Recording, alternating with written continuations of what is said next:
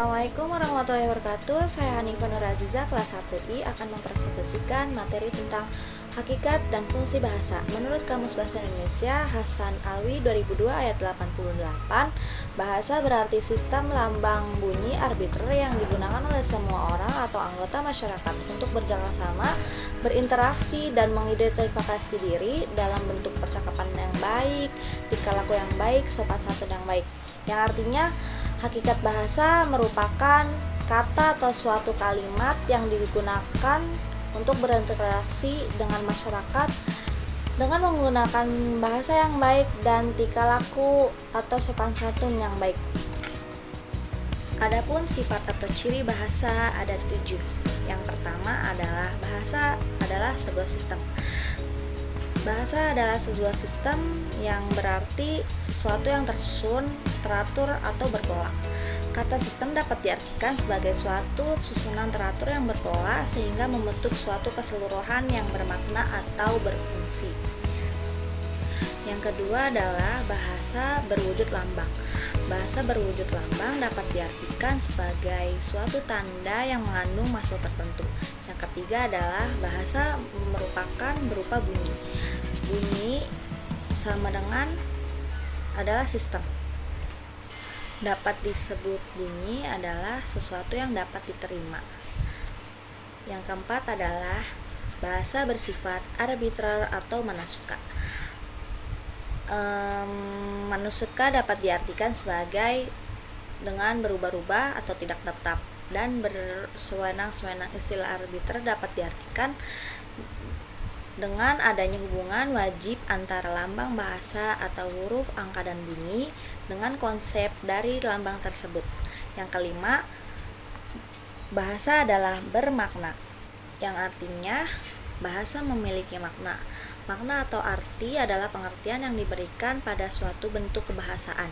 Yang keenam, bahasa itu bersifat konvensional. Bahasa itu bersifat konvensional. Konvensional itu artinya berdasarkan pemufakatan atau kesepakatan suatu kelompok. Yang ketujuh adalah bahasa itu adalah unik. Bahasa adalah unik secara singkat dapat diartikan sebagai ciri khas atau ciri khusus. Fungsi bahasa memiliki 4 fungsi. Yang pertama, fungsi ekspresi. Fungsi ekspresi diri itu saling terkait dalam aktivitas dan interaktif. Prosesnya berkembang dari masa anak-anak, remaja, hingga mahasiswa atau orang dewasa. Yang kedua adalah fungsi komunikasi. Fungsi komunikasi sebagai penyampai pendapat agar dapat diterima oleh masyarakat luas yang berkaitan sebagai bentuk interaksi kepada orang lain.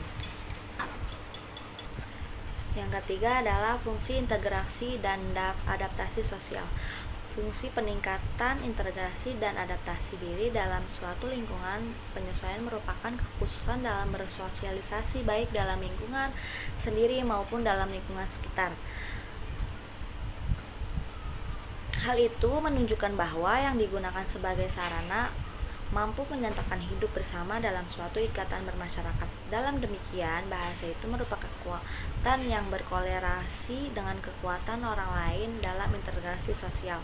Yang keempat adalah kontrol sosial sebagai fungsi bahasa, bermaksud mempengaruhi perilaku dan tindakan orang dalam masyarakat sehingga seseorang itu terlibat dalam komunikasi dan dapat saling dipahami. Perilaku dan tindakan itu berkembang ke arah positif dalam masyarakat. Hal positif itu terlihat dalam kontribusi dan masukan yang positif.